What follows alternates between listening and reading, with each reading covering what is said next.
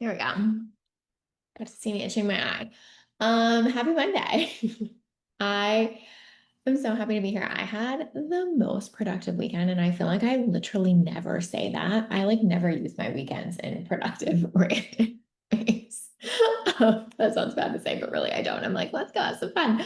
Um, I like cleaned out multiple closets. Oh my gosh, what else did I do? I like did a bunch of stuff around our house. Kenny and I like made plans for certain things. We got some landscaping done. Like, I just feel like a new woman today. I gotta tell you. I mean, don't get me wrong. I'm probably not going to do this for another. Well, I'm having a client event in November, so I'm probably not going to do this again until November, but it was great. Okay, let's get into it. I feel like this is a conversation I've been wanting to have for a while because I think it's a really interesting one in terms of what is actually needle moving right now. So I think it's like a very of the moment conversation. And I think it's also interesting in that I don't feel like this gets like airtime or conversation very much.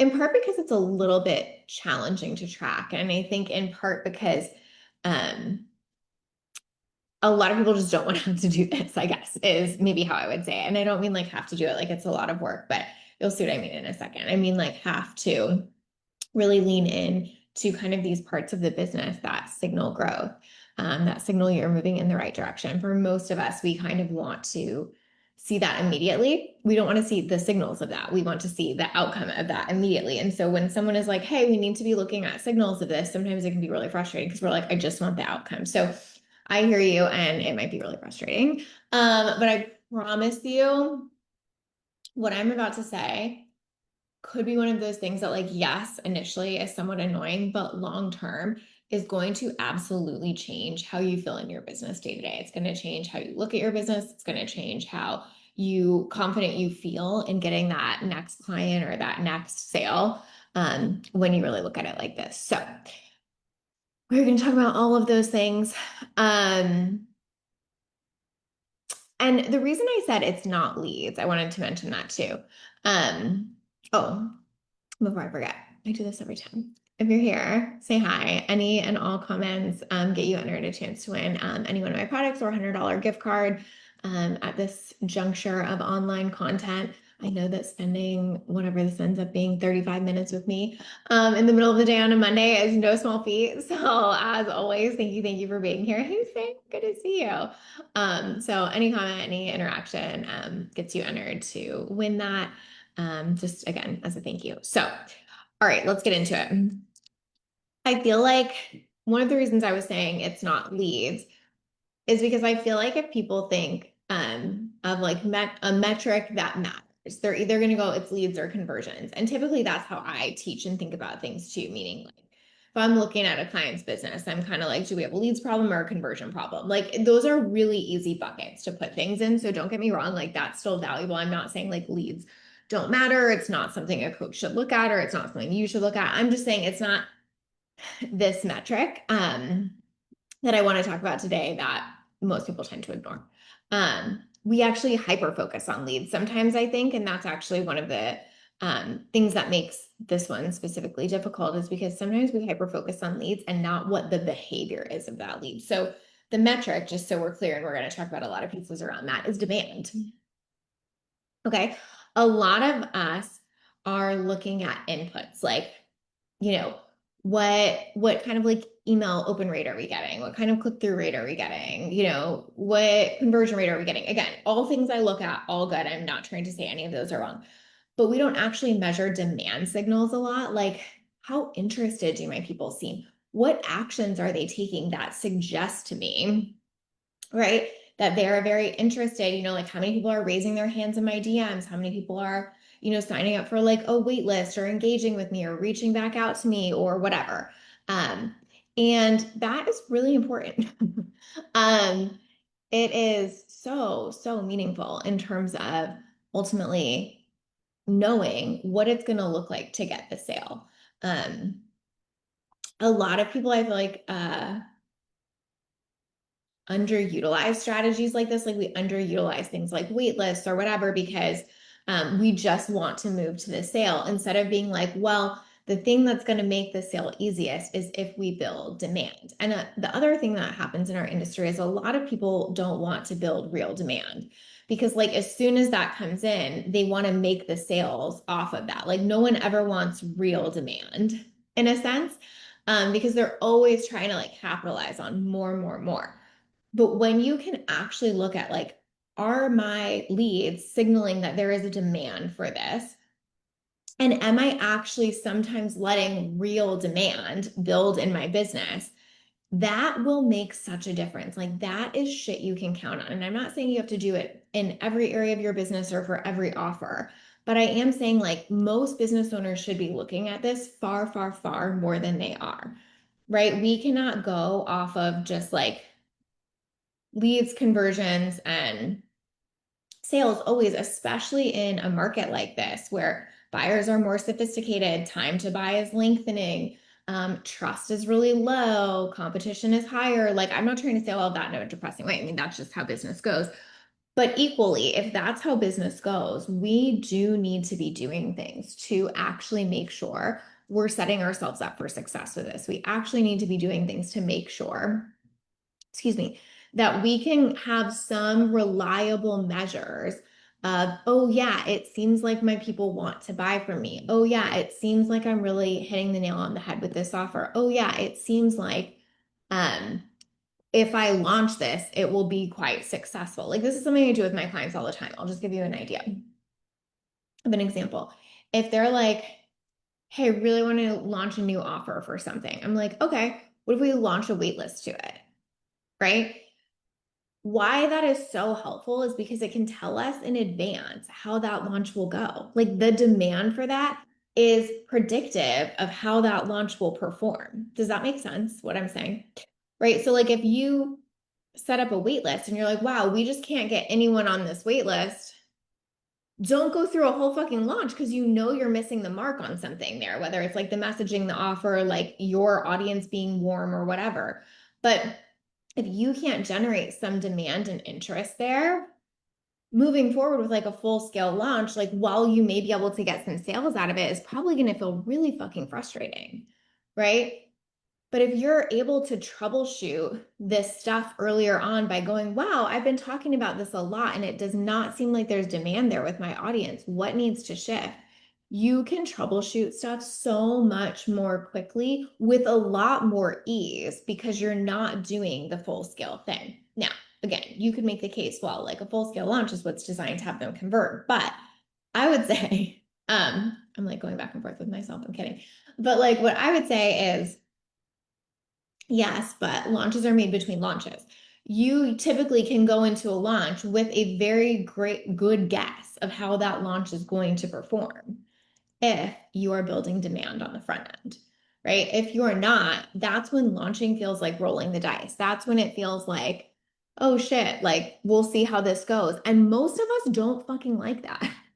Like most of our nervous systems and our brains do not like this idea of like I'm doing so much and I'm rolling the dice. Now, I'm not saying we never have to do that as an entrepreneur, but I am saying like why do that all the time when you can actually be looking at, do I have demand signals happening in my business? Hey Kate, it's good to see you.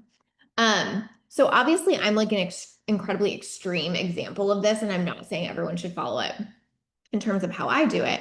But it's just really easy for me to track in my business, meaning like I can see, well, how many new people have gotten on our wait list in the last couple of months? Oh, yeah, if I'm like really pushing the wait list, do we see uptake in it? Okay, we have X amount of people on the wait list, and typically about X percentage of those apply. Does that feel like a good number for me for the applications I want? Or is something off that I haven't been talking about this enough, or I haven't been showcasing one-on-one enough to build the demand? Like, I just know these things so I can adjust accordingly, right? Hey Adrian, good to see you. Thank you for being here. Um, and when you do that, again, everything feels easier. You're not finding out in the middle of the launch that you didn't have demand for the offer to begin with. I'm not finding out a week into applications being open for one-on-one that like the interest wasn't there, right? Equally, I don't just have artificial demand, I have actual demand, meaning like there really is more interest than spots. Now, again, does every business have this? No. But you probably do want to play with some elements of this in your business, right? It might not be in every offer in every way, but maybe it's in like bonuses and there's more demand for that bonus than there are options. And so you're only giving away 20. And so the demand is high and that helps people take action, right? I think a lot of times we just have artificial demand, right? Like a deadline funnel or something like that. And there's nothing wrong with that. But if that's all it's based on, sometimes you will feel quite frustrated and it will feel hard to feel like, wow, like people really want this. Like this is like really something I can count on. But when you're able to go, oh, like I know there's going to be more demand for this, again, we'll insert thing bonus than people, you're in a really good spot. Like that can build the momentum for the rest of your launch. Or maybe it's in your offer suite. Maybe like you have a couple offers that are, fully scalable in terms of like the amount of people is uncapped. But equally, like you have some top tier offers that have a lot of demand in it. That can be really helpful for you too, right? Being able to see that you have places in your business where you have more interest than spots is just a good strategy, right? It's good for you in terms of feeling like into that kind of like overflow and stability and consistency in your business. And it's also really good for your audience to see that you have services that are in demand. And if those aren't true, like if you're like, okay, well, I'm sitting at a place where I like don't feel like I have more interest than spots, then I would say, great, your job is to go build not just leads, but actual demand. And so that could look like things like, do people reach out in your DMs? Like, I'm not saying you have to be bombarded with DMs every day. Like, I think that kind of messaging in our industry of like, you should be able to sit back and do nothing and people are just flooding into your DMs constantly is kind of bullshit. But I mean, seriously, like, do people are they asking you questions? Are they going like, hey, I love this. Like, how can I, find out more about working with you? Or like, hey, I've been considering working with you and blah, blah, blah, blah, blah, right? Um, like that is a signal to you. Like the interest is there. People want to connect. They want to ask you about something. They are thinking about your offer. There is demand present without you having to like massively force it, right? And when you're forcing it, you're really just forcing a sale. You're not forcing demand. Do you know what I mean? Um, Adrian said, my take is demand funnels, expiring offers only work if you can build demand elsewhere. It's not enough, especially anymore. I totally agree. Like it's a strategy, it's a tool, but it's definitely not enough anymore. I think you're spot on. Um, so like again, people in your DMs and this don't we don't have to take that to a crazy level, but like yes, sometimes people should be reaching out and like wanting to chat with you, wanting to ask you a question.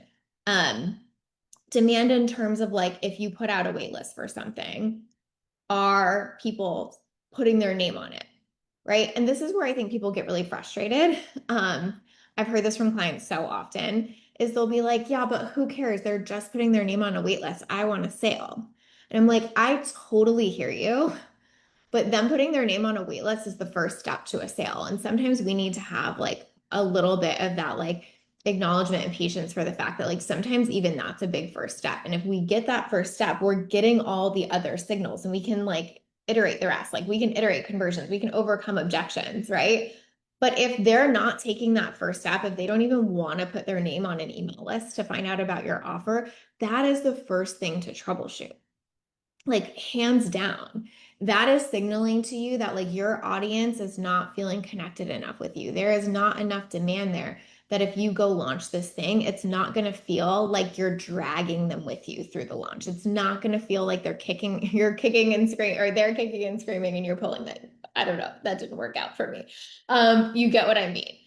We obviously want to make this sale, like, and we want to be able to sell openly. Like, I'm certainly not, I want to be really careful with this, that I'm not preaching this kind of model of like, your people should just flock to you and you shouldn't ever have to ask for a sale. That's not what I mean. But equally, your launch should not feel like you're pulling teeth. That was what I was looking for, I think. Your launch should not feel like you're pulling teeth constantly. And if it does, that's okay. It might just mean the demand wasn't where it needed to be initially, which is fine. Like it's just learning. It's just going, oh, okay. So what needs to shift in this offer to up demand for it? Like is this the right offer for my audience, or am I just figuring out it's not? Are we using the right messaging, or is this messaging just not landing with our people?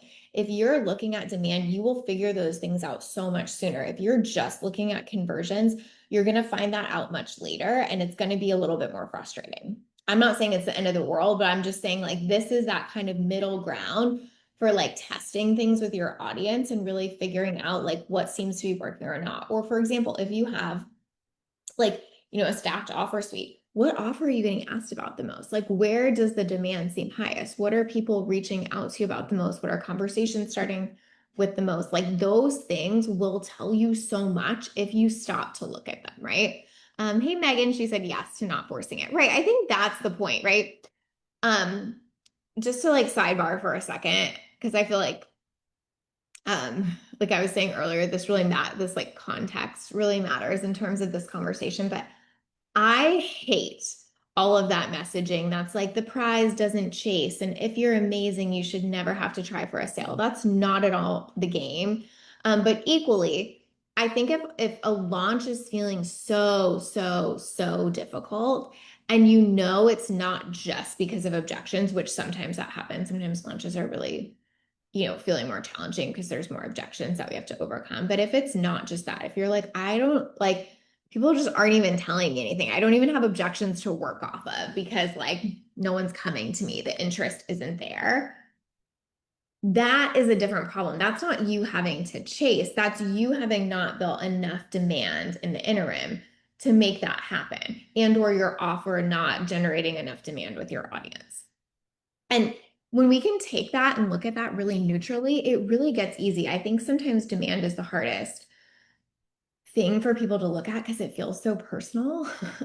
It feels so much like, do they like me? Do they want me? And so I feel like this one in particular is really, really difficult for some people to kind of like neutrally look at data around. I think it's more difficult as a coach to navigate with a client because there is some really personal element here, I think, of like, do they like me? Are they reaching out to me? Like, do they want, like, are they interested? It almost feels like it's like, someone you have a crush on and you're like trying to like neutrally look at if they like you. It's really hard to do that, right? Like, we obviously have charged emotions around stuff, but when we can just see it as that, it's not personal. It's like maybe our messaging, or it's maybe that our offer isn't quite hitting for our audience. It gets so much easier to troubleshoot. And again, you can just do it so much faster. That's what I really like about this. Um, I think another example of demand that feels important to say is like existing clients re-signing or extending. This is a great thing to be looking at as it relates to demand too, because you can really say like, oh, I see this offer really, really works. Like our existing clients really want it and they stay in it. So the offer is probably not the problem. Like the demand is there for this work. The problem is the way we're framing it or the messaging around it. Okay, that's really helpful to see. Or if you're like, wow, like we're not getting re-signs at all, we're not getting clients extending.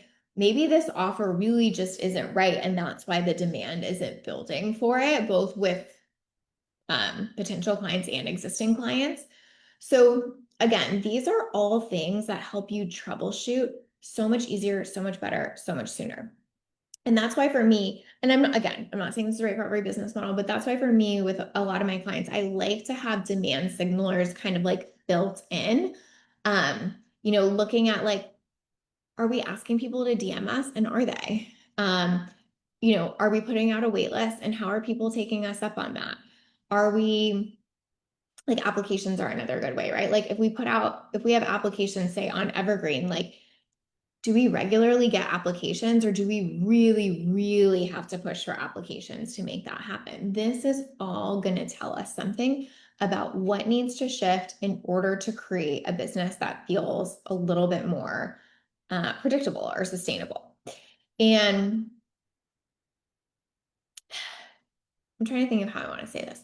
It's not just engagement, like it is audience engagement. Like a lot of this is audience engagement. It's like how strong of a relationship do you have with your audience? But equally, it's not just engagement, it's like them engaging around working with you. Because I've seen this happen the opposite with clients too, where it's like they have a very engaged audience. Like their audience loves to chat with them, but when they make an offer, people are like not really leaning into that. So yes, this is sort of like engagement, but it's a click different than engagement because it's engagement around your offer specifically, and or the idea of working with you, hiring you, buying from you specifically. That part matters. I have a client that's in a launch right now, and I cannot tell you how meaningful it is to have this because the thing that we have is we're getting clarity from her people. They're literally telling us what their objections are, what's going on for them, why they're not buying, where they're stuck, whatever, because she has that engagement around the offer. They're asking questions, they're telling her what's coming up, they're telling her what's going on. Like, we can do so much with that. Like, I can work with that all day long. I'm like, oh, take this and make a post like this. Oh, we need to put that in an email. Wait, why isn't that on the sales page? Like, there's so much we can do there. It's endless almost. You know what I mean? Like when you have an audience that will engage with you around your offers and talk to you about your offers, like it's somewhat of a can't lose strategy, unless, of course, what you end up finding out is that you need to change the offer. But even then, like you have enough information that it's probably gonna be easier to change the offer. But that part matters. So it's engagement around the offers, whatever it is in your business, specifically. So like for me, one of my like demand signals that I pay attention to a lot is like, how often are people DMing me asking like, when's your next spot open? When are you opening intensives? What does one-on-one with you look like? Like I don't want it to just be like, Lacey, I love this content. Although yes, I will take that all day. That makes me so happy. I'm looking for is there a conversation happening around my offer? You know, Megan said, not just engagement, but engaged around working with you. This, yes, it's so different, right? And I think it can get really confusing. Pardon me. It can get really confusing because it's like, well, they're engaging on my content. Does that mean they want my offer? Does it not? And that's why some of this stuff, like applications, wait list, that kind of stuff to test the waters can be really like just like a true game changer to see in advance, like, does this feel viable? So I'll give you an example of with another client. She had an offer that she was thinking about doing. She had like a very strong existing audience, but they obviously I'm always trying to share these about specifics. That existing audience um had a very particular need that she's always been filling. And she wanted to do something that was just like a little tangential to that, right? Like it was like related, but like definitely like a pivoting for her, like an offshoot. And so what we decided to do was to do a wait list first, right? Like she did not want to, nor did I want her to build out this huge whole thing if it turns out like there wasn't enough appetite for that in her audience. And so we did a wait list, and um like people were interested, but I would say like our overall like feel from that is like demand is low. Like there's some people that are interested, but it's like mostly the people that are like her absolute like diehard returning clients who would probably just do anything that she offered. And so we were really able to go, oh, okay, with like your audience as a whole, demand is lower for this offer. So what do you want to do with that? Do you want to start talking about this thing a lot more? Or do you want to go, that was a cool idea, but like that's just like not what my audience is really about, and I need to be okay with that. But she like ultimately had this really beautiful decision in front of her of like, hey, you can totally go in this direction and start talking about this thing more, but your audience needs a lot from you there to be able to do that. Or you can just decide it's not worth it for you to put more effort into this. And either way, it's not bad. Like it's really just like what trade-off do you want? And that's what demand helps you decide. So ultimately what she decided is like, honestly, that seemed fun, but I don't care that much. Like I really want to like do the thing my audience needs and that works. And like when she kind of sat with like, okay, so would you be willing to talk about this new kind of thing for like 3+ months to really get people built up to that to go there? She was like, fuck no. I'm like, well then, okay, that like then we know our answer. Um, so that's really helpful. But equally, she could have decided the opposite. She could have been like, no, that's really important to me. Let me do that. Another example I want to give on this. Okay, Linz, we can definitely talk about it our next session. Another example I want to give on this. I talk about this with my one-on-one clients all the time because a lot of them will say stuff like this to me. And I feel like I never say this publicly as much, just obviously because it doesn't come up. Alyssa said she knew this was going to be it. I love that. I mean, I am a bit predictable, I'm not gonna lie. But a lot of my clients will say to me stuff like, well, you could put out any offer and it would sell.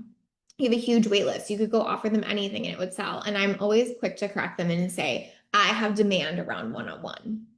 Like that does not equal demand everywhere. Like it really doesn't.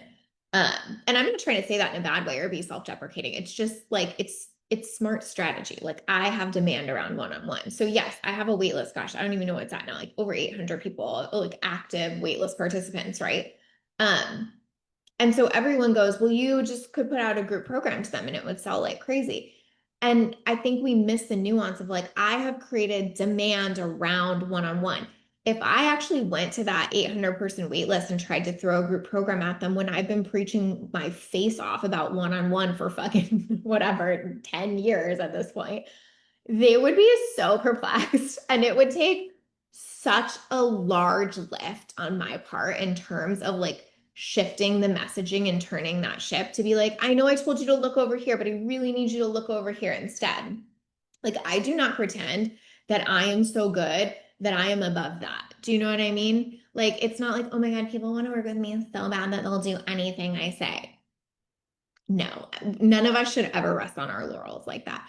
I have done a fantastic job of building one-on-one demand. I'm very proud of that. Like, I'll give myself credit for that all day, but equally, that doesn't mean it translates everywhere else all the time, right? And so I think that's another thing people really miss is like, even if, like that client I was giving an example of, even if you have like a very engaged audience that is really interested in what you do and that is showing you demand signals, like you really do want demand signals around the specific offer that you are trying to sell. So that client I was giving you the example of kind of wanting to do this offshoot.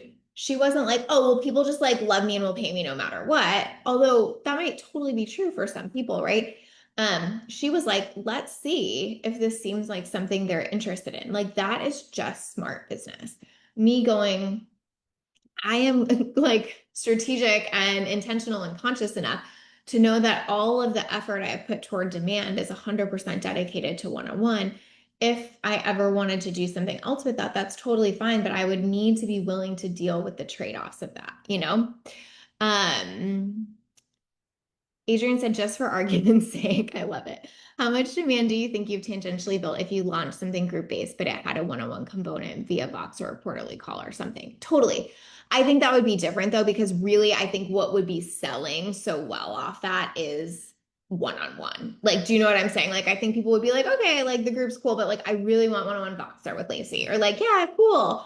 Community might be fun, but I really want that quarterly call with Lacey. Again, not because Lacey is so special, but because it's just how I've always positioned the work. So I totally think that could be true.